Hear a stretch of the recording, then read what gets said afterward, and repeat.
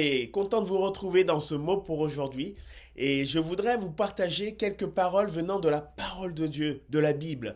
Non pas que ce mot pour aujourd'hui soit un message que nous voulons vous adresser personnellement, mais ce message vient aussi tout droit de la parole de Dieu, qui voudrait nous encourager, nous inciter à vivre par et pour la foi encore chaque jour en Jésus-Christ. Croyez-vous encore aujourd'hui que le Seigneur est avec vous?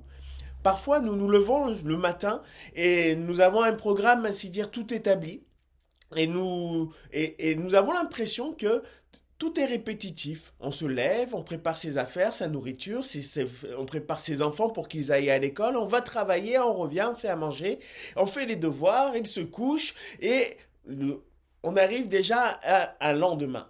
Et on a l'impression que à chaque fois c'est cyclique.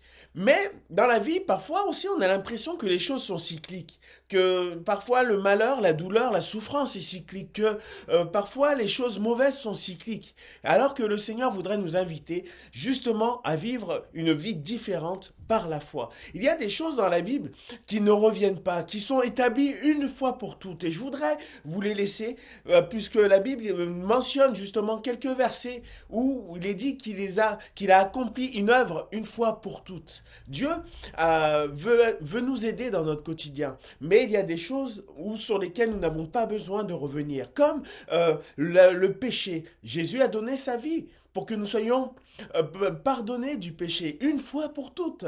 Et nous n'avons pas à revenir sur ce qui a été pardonné. Le Seigneur veut nous libérer de la culpabilité. Il veut nous libérer de ce poids et de ce fardeau. Et c'est ce qu'il est dit en Romains chapitre 6, verset 10. Car il est mort et c'est pour le péché qu'il est mort une fois pour toutes. Et il est revenu à la vie et c'est pour Dieu qu'il vit. Et nous voulons ainsi dire aussi qu'en Christ, nous voulons vivre ce jour pour Dieu. Il est mort pour le péché et pour que nous soyons pardonnés. Et à travers ce sacrifice que Jésus nous a donné, il nous donne aussi de vivre pour le salut, dans le salut. Ça veut dire que cette espérance que Dieu va nous libérer, qui va nous sauver, et c'est l'espérance que nous voulons encore rappeler aujourd'hui. Un jour, le Seigneur viendra chercher son Église. Et le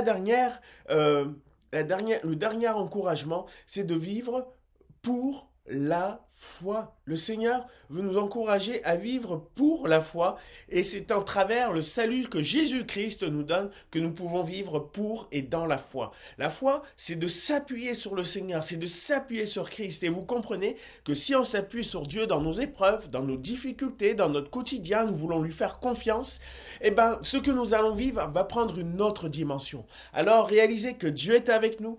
Il a dit lui-même, voici, je serai avec vous jusqu'à la fin du monde. Alors qu'il vous bénisse encore aujourd'hui et je vous dis à très bientôt.